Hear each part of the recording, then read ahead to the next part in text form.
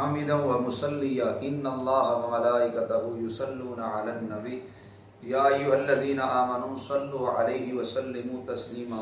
آوازیں بلند پڑھیے. الصلاۃ والسلام علیک یا سیدی یا رسول اللہ وعلی آلک واصحابک یا سیدی یا خاتم الانبیاء والمرسلین. معزز سامعین و ناظرین، آج 12 رمضان المبارک کی نسبت کے ساتھ 12واں لیکچر لے آپ کی خدمت میں حاضر ہوا. آج کی گفتگو کا موضوع ہے احکام مسجد اور چندہ کی مسائل. بالخصوص جو مساجد کے متولی حضرات ہیں، یہ مسائل ان کے لیے جاننا از حد ضروری ہے. بات شروع کرنے سے پہلے میں ضمناً ایک بات کرنا چاہتا ہوں. نبی کریم صلی اللہ علیہ وسلم کا ارشاد گرامی ہے کہ طلب العلم فریضۃ علی کل مسلم. علم حاصل کرنا ہر مسلمان پہ فرض ہے. کچھ علوم ہوتے ہیں جو فرض عین کا درجہ رکھتے ہیں. مثال، جب بندہ بالغ ہوتا ہے نماز فرض ہوتی ہے تو نماز کے مسائل سیکھنا فرض عین ہو جاتے ہیں. کوئی بندہ تجارت کرتا ہے تو تجارت کے مسائل سیکھنا فرض عین ہو جاتے ہیں. یوں ہی ایک بندہ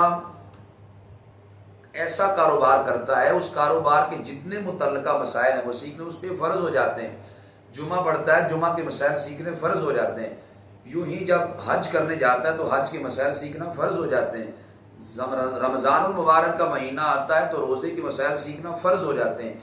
یوں ہی جو لوگ مسجد کی انتظامیہ بنتے ہیں یا مسجد کا نظام سنبھالتے ہیں تو چندے کے جتنے بھی مسائل ہیں، مسجد کے جتنے بھی مسائل ہیں، یہ سیکھنا ان پہ فرض ہو جاتے ہیں. اگر کوئی بندہ مسجد کی انتظامیہ سے تعلق رکھتا ہے لیکن ان مسائل کو نہیں سیکھتا تو وہ ضرور اور ضرور گناہ کے معاملات میں ملوث ہو جائے گا. اس لیے بالخصوص جو مسجد کی انتظامیہ کے لوگ ہیں ان کے لیے یہ مسجد کے مسائل سیکھنا اور بالخصوص چندہ کے مسائل سیکھنا یہ از حد ضروری ہے. میں تفصیل کے ساتھ وہ مسائل عرض کروں گا، لہٰذا آپ ان مسائل کو لازمی طور پر سنیں اور لازمی طور پر یاد بھی کریں. اب چند احادیث پہلے سماعت فرمانے مسجد کے حوالہ سے. کنز العمال کی حدیث پاک ہے. حضرت عقبہ بن عامر رضی اللہ تعالی عنہ حدیث کے راوی ہیں. رسول کریم صلی اللہ علیہ وسلم کا ارشاد گرامی ہے. نبی کریم صلی اللہ علیہ وسلم نے ارشاد فرمایا، من توضا، جو بندہ وضو کرے گھر سے، فجمع ثیابہ، اور کپڑے پہنے، ثم خرج الی المسجد، پھر مسجد کی جانب نکلے، فرمایا فکتب لہ کاتب بکل خطوۃ 10 حسنات، فرمایا ہر قدم کے بدلے میں میرا رب اسے 10 نیکیاں عطا فرمائے گا. کس کے لیے؟ جو گھر سے وضو کر کے چلے. ہم نے تو معمول بنا لیا ہے، بھائی وضو کرنا ہے تو مسجد میں کرنا ہے، استنجا کرنا ہے تو مسجد میں کرنا ہے. گھر کے اندر خوبصورت بیسن لگا ہوتا ہے، ٹائل پتھر بیت الخلاء میں لگی ہوتی ہے، انتظام موٹر کا گھر میں موجود ہوتا ہے، ٹھنڈا پانی کا انتظام ہوتا ہے. اس کے باوجود بس ہماری ہڑ درمی ہے، ہم نے معمول بنا لیا کہ ہم نے وضو مسجد میں جا کے کرنا. اگرچہ مسجد میں وضو کرتے کرتے جماعت نکل جائے، رکعت نکل جائے، اسے ان کا ہمیں خیال ہی نہیں ہے، بس ہم نے معمول بنا لیا وضو بس مسجد میں جا کے کرنا ہے. وہ بھائی مسجد میں جو وضو ہے وہ باہر سے دور سے آنے والے لوگوں کے لیے، محلے داروں کے لیے تو نہیں. ہاں مجبوری ہے، گھر میں لائٹ نہیں ہے یا اور کوئی مسئلہ ہے تو پھر فابیا مسجد میں آ کے وضو کر لیں. لیکن جن کے گھروں میں انتظام ہے، لائٹ بھی ہے، ساری سہولیات بھی ہیں، پھر اگر آ کے مسجد میں وضو کریں گے تو استنجا کرتے لیٹ ہو جائیں گے، وضو کرتے رش ہوگا، وضو کرتے جماعت نکل جائے گی، رکعات نکل جائیں گی. اس وجہ سے زندگی کا معمول بنائیں، گھر سے وضو کر کے آئیں، مفت کا اجر ہے. میرے آقا علیہ السلام فرماتے ہیں اللہ ہر قدم پہ 10 نیکیاں عطا فرمائے گا. اور میرے آقا فرماتے ہیں والمرء فی صلاۃ ما کان ینتظر الصلاۃ، حضور فرماتے ہیں جب تک بندہ نماز کا انتظار کرتا رہتا ہے اللہ ثواب عطا فرماتا ہی رہتا ہے. اور فرمایا یکتب من المصلین من حین یخرج من بیتہ حتی یرجع، حضور فرماتا ہے گھر سے بندہ نکلتا ہے ثواب لکھا جاتا ہے، واپس لوٹنے تک بندہ گویا نماز کی حالت میں ہی ہوتا ہے، اس کا ثواب اللہ کی بارگاہ میں لکھا ہی جاتا ہے. مشکات کی حدیث ہے، صحیح مسلم شریف میں بھی موجود ہے. حضرت جابر بن عبداللہ رضی اللہ تعالی عنہما اس حدیث کے راوی ہیں کہ مسجد نبوی کے قریب کچھ جگہ بکی. جگہ جب کچھ لوگ بیچنے لگے تو قبیلہ بنو سلمہ کے لوگوں نے چاہا ہم مسجد نبوی کے قریب جگہ خرید لیں. جب ان کا یہ ارادہ نبی علیہ السلام تک پہنچا، نبی علیہ السلام ان کے ارادے سے مطلع ہوئے تو رسول کریم صلی اللہ علیہ وسلم ارشاد فرمانے لگے اے قبیلہ بنو سلمہ کے لوگوں، مجھے پتا چلا ہے کہ تم مسجد نبوی کے قریب جگہ خریدنے کے خواہش مند ہو۔ انہوں نے کیا کہا ہاں ہم خواہش مند ہیں کہ ہم مسجد نبوی کے قریب جگہ خرید لیں۔ تو رسول کریم صلی اللہ علیہ وسلم انہیں فرمانے لگے، فرمایا دیارکم تکتب آثارکم، دیارکم تکتب آثارکم۔ حضور نے 2 بار یہ لفظ بولے۔ حضور فرمانے لگے اپنے گھروں میں رہو، تمہارے قدم بھی لکھے جاتے ہیں، اپنے گھروں میں رہو، تمہارے قدم بھی لکھے جاتے ہیں۔ کیا مطلب؟ حضور فرمانے لگے تم دور سے جتنے قدم چل کے آتے ہو، اللہ ہر قدم پہ تمہیں نیکیاں عطا فرماتا ہے، اس لیے فرمایا اپنے گھروں میں رہو۔ تیسری حدیث پاک مسند بزار کی ہے، حضرت علی المرتضی شیر خدا رضی اللہ تعالی عنہ اس حدیث کے راوی ہیں۔ حضرت علی کہتے ہیں کہ نبی کریم صلی اللہ علیہ وسلم نے ارشاد فرمایا کہ اسباغ الوضوء علی المکارہ، تکلیف کے باوجود وضو کرنا، وَإِعْمَالُ الْأَقْدَامِ إِلَى الْمَسَاجِدِ، اور قدموں پہ چل کے مسجد کی جانب آنا۔ اور تیسرا فرمایا وَإِنْتِظَارُ الصَّلَاةِ بَعْدَ الصَّلَاةِ، ایک نماز پڑھنے کے بعد دوسری نماز کا انتظار کرنا۔ حضور فرماتے ہیں ان 3 عملوں سے تغسل الخطایا غسلا، ان 3 عملوں سے اللہ اچھی طرح بندے کے گناہ مٹا دیتا ہے۔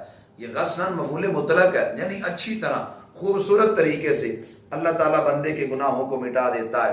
اور چوتھی حدیث پاک امام طبرانی نے اس کو نقل کیا، نبی کریم صلی اللہ علیہ وسلم نے ارشاد فرمایا الغدو والرواح الى المساجد من الجہاد فی سبیل اللہ، فرمایا مسجد کی جانب جانا اور مسجد کی جانب آنا یہ جہاد فی سبیل اللہ میں شمار ہوتا ہے، یعنی اللہ کی راہ میں جہاد کرنا ہے یہ بھی۔ اور 5ویں حدیث پاک صحیح مسلم کی ہے، نبی علیہ الصلوۃ والسلام نے ارشاد فرمایا احب البلاد الی اللہ تعالی مساجدها، کہ سب سے خوبصورت ترین اللہ کے نزدیک جگہ مسجد ہے۔ اور فرمایا وَأَبْغَضُ الْبِلَادِ إِلَى اللَّهِ أَسْوَاقُهَا، بدترین اللہ کے ہاں جو جگہ ہیں وہ بازار ہیں۔ اس لیے مومن مسجد میں ایسے ہوتا ہے جیسے مچھلی پانی میں ہے، اور فرمایا منافق مسجد میں ایسے ہوتا ہے جیسا پرندہ پنجرے میں ہے۔ اس لیے مومن کا دل کرتا ہے میں مسجد میں بیٹھا ہوں، اللہ کے گھر میں اور وقت گزار، اور بیٹھ کر ذکر و اذکار کر لوں، اور ذات رسول علیہ السلام پہ درود پڑھ لوں۔ 6 حدیث پاک بہقی کی ہے، امام حسن نے مرسلن اس کو روایت کیا۔ نبی علیہ السلام فرماتے ہیں اور جو حضور نے فرمایا تھا آج خو بخو ہمیں وہ ہوتا نظر آتا ہے۔ نبی علیہ السلام نے ارشاد فرمایا یاتی علی الناس زمان یکون حدیثهم فی مساجدهم فی امر دنیاہم فلا تجالسوهم فلیس للہ فیہم حاجہ۔ نبی علیہ السلام فرماتے وقت آئے گا لوگ دنیا کی باتیں اللہ کے گھروں میں کریں گے، دنیا کی باتیں مسجدوں میں کریں گے۔ حضور فرماتے لوگوں ایسے بندوں کے پاس آ کے نہ بیٹھنا، انہیں اللہ سے کوئی تعلق نہیں ہے، اللہ سے کوئی غرض نہیں کہ یہ مسجدوں میں دنیا داری کی باتیں کرتے ہیں۔ اور پھر 7ویں حدیث پاک ابو داؤد شریف میں موجود ہے اور صحیح ابن حبان میں ہے، نبی علیہ الصلوۃ والسلام نے ارشاد فرمایا، حضرت خذیفہ بن یمان رضی اللہ تعالیٰ عنہ اس حدیث کے راوی، نبی کریم صلی اللہ علیہ وسلم نے ارشاد فرمایا من تفعل تجاہ القبلہ، کہ جو قبلہ کی جانب منہ کر کے تھوکتا ہے، میرے آقا فرماتے جا یوم القیامت تفلتہ بین عینیہ، میرے آقا فرماتے جو قبلہ کی جانب منہ کر کے تھوکتا ہے قیامت کے دن اس حال میں آئے گا کہ اس کی تھوک دونوں پیشانی کے درمیان میں ہوگی، دونوں آنکھوں کے درمیان پیشانی پہ اس کی تھوک ہوگی۔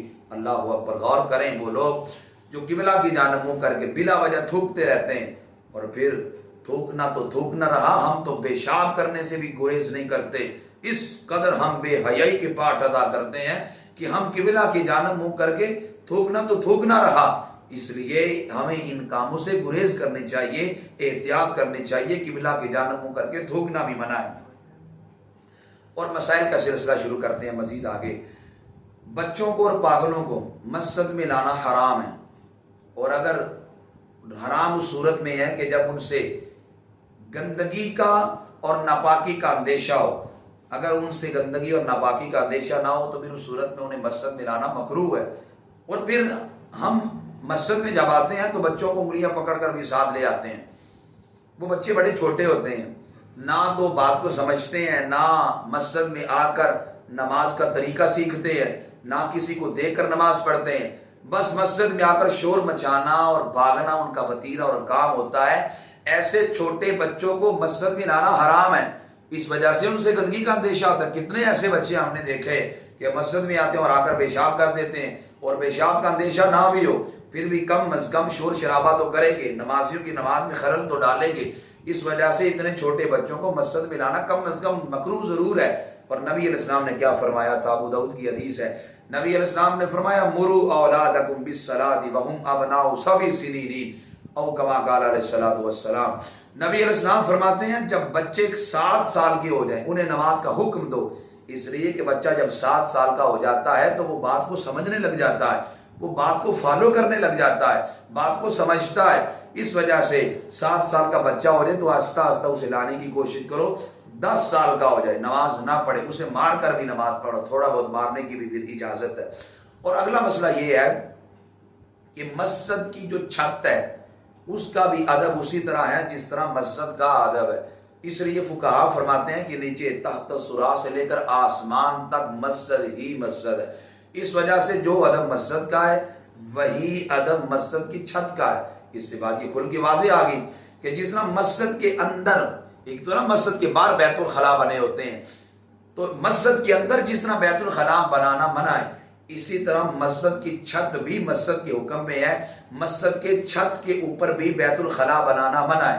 یوں ہی جس طرح مسجد کے اندر غسل خانے بنانا منع ہے، یوں مسجد کے چھت کے اوپر بھی غسل خانے بنانا منع ہے۔ ہاں جس طرح مسجد کے سائڈ پہ ٹوٹیاں بنی ہوتی ہیں وضو کے لیے، بیت الخلاء بنے ہوتے ہیں، یوں ہی مسجد کی چھت پہ سائڈ کے اوپر اگر بیت الخلاء بنا ہو یا غسل خانہ بنا ہو یا ٹوٹیاں بنی ہو تو اس کی اجازت ہے۔ اسی طرح امام مسجد کی رہائش کا معاملہ بھی ہے، مسجد کی چھت کے اوپر علماء منع فرماتے ہیں کہ امام مسجد کی رہائش نہ بنائی جائے۔ ہاں ٹوٹیوں کی جگہوں پہ یا بیت الخلاء نیچے بنے اس کے اوپر اگر امام مسجد کی رہائش بنائی جاتی ہے تو اس صورتوں کے اندر پھر یہ جائز ہے، ورنہ مسجد کی چھت کے اوپر رہائش بنانے سے علماء نے منع کیا ہے۔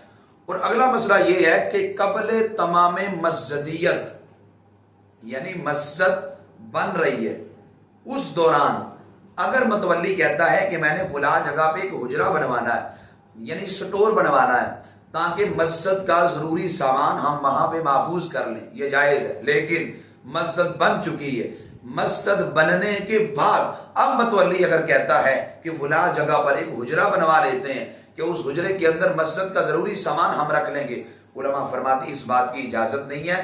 مسجد بننے سے پہلے اگر وہ بنوائے اس کی اجازت ہے، مسجد بننے کے بعد اگر وہ بنواتے ہیں تو اس کی اجازت نہیں ہے۔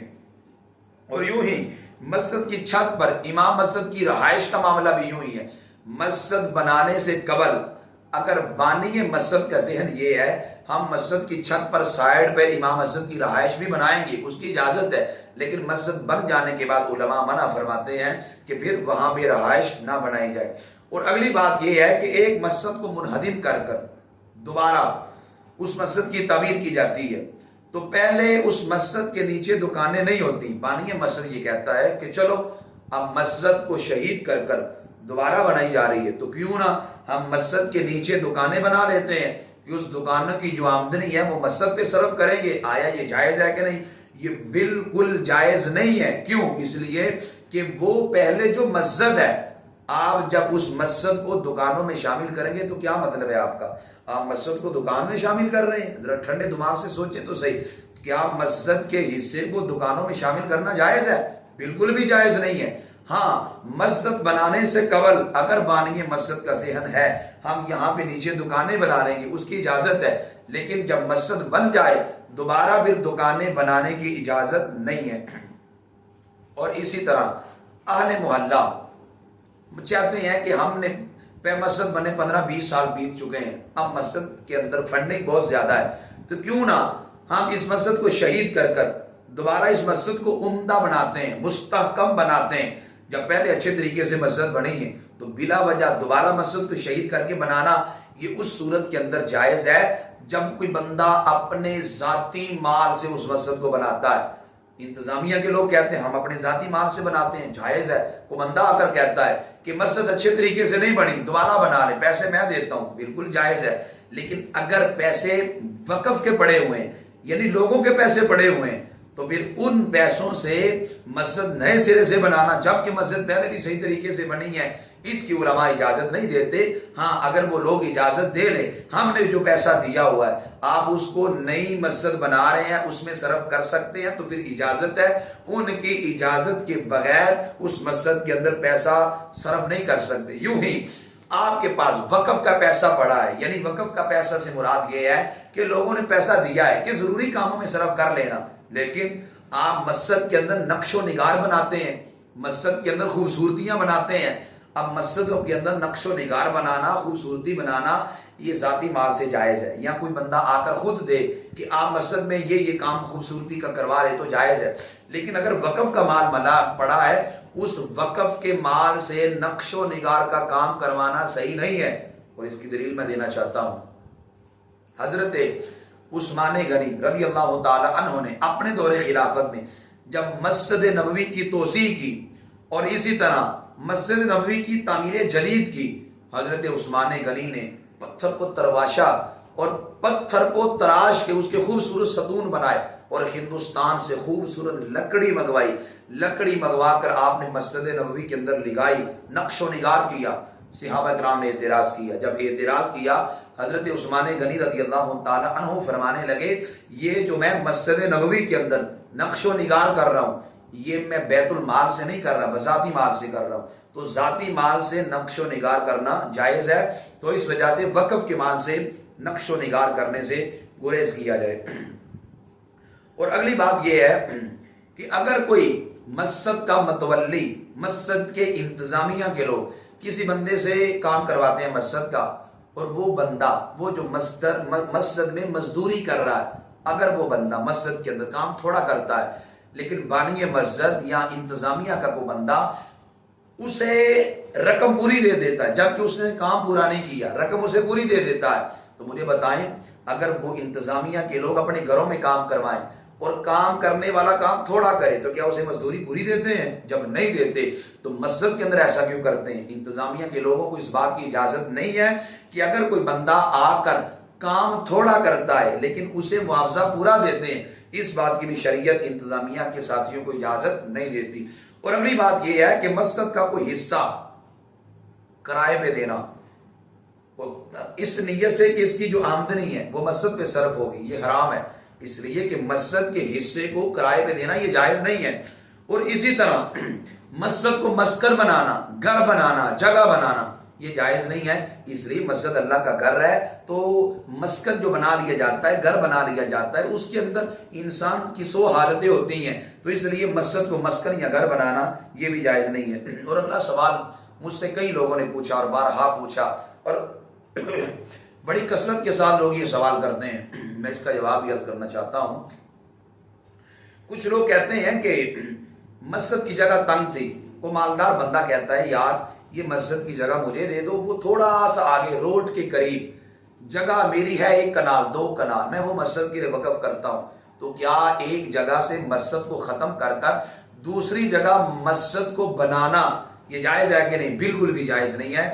جب ایک جگہ پہ مسجد بن گئی وہ تا قیامت مسجد ہے، وہ مسجد دوبارہ مسجد ختم نہیں ہو سکتی، اس وجہ سے کوئی بندہ اس مسجد کی جگہ کو اپنی رہائش کے اندر شامل نہیں کر سکتا جب وہ مسجد بن گئی، اور یہ فتاوی عالمگیری اور دیگر فقہ کی کتب میں موجود ہے، وہ ہمیشہ کے لیے مسجد ہی رہے گی۔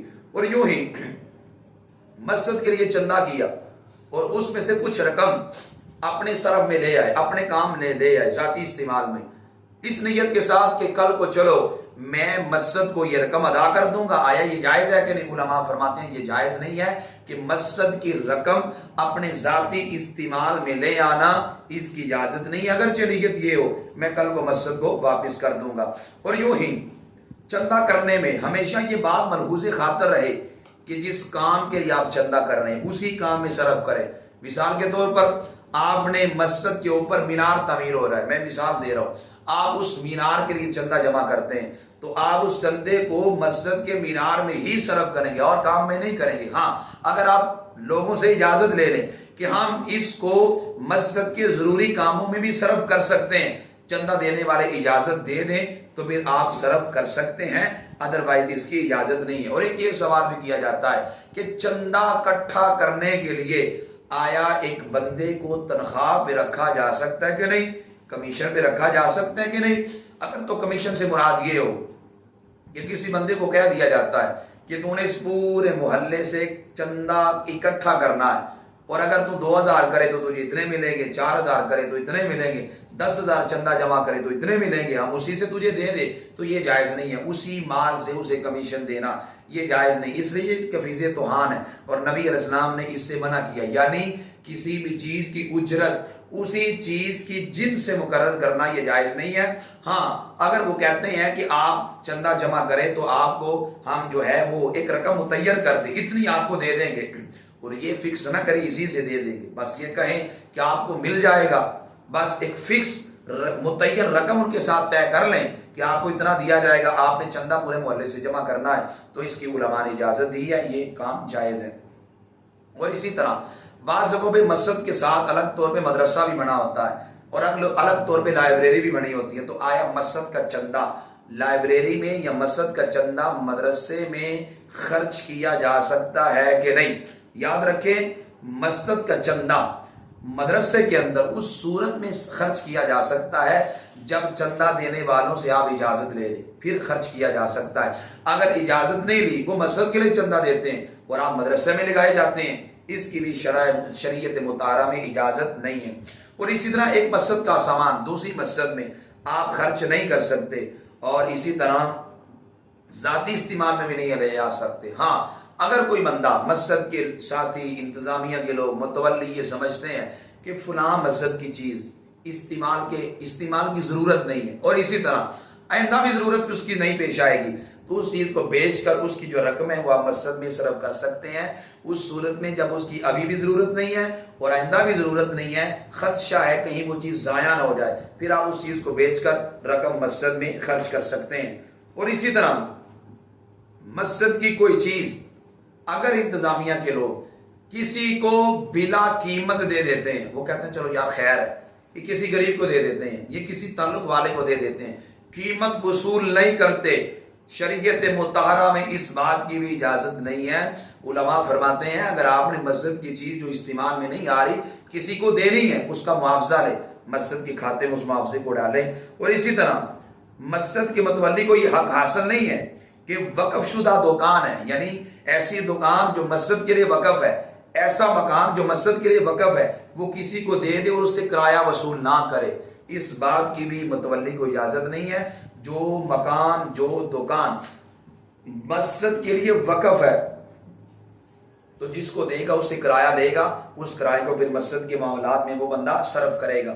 اور ہاں یہ بات یاد رکھیں، مسجد کی آمدنی سے انتظامیہ کے لوگ کہتے ہیں کہ آمدنی بڑی ہے مسجد کی، ہمارے پاس چندہ بڑا جمع ہو گیا، ہم کیوں نہ یہ کریم مکان ہے اس کو خرید لیتے ہیں، اس کو کرائے پہ دے دیتے ہیں، اس کی جو آمدنی ہے وہ مسجد کے معاملات میں صرف کریں گے، تو یہ کام جائز ہے، اور ضرورت پڑنے پر آپ اس مکان کو بیچ بھی سکتے ہیں اور اس کی جو آمدنی ہے اس کو مسجد کے معاملات میں صرف بھی کر سکتے ہیں۔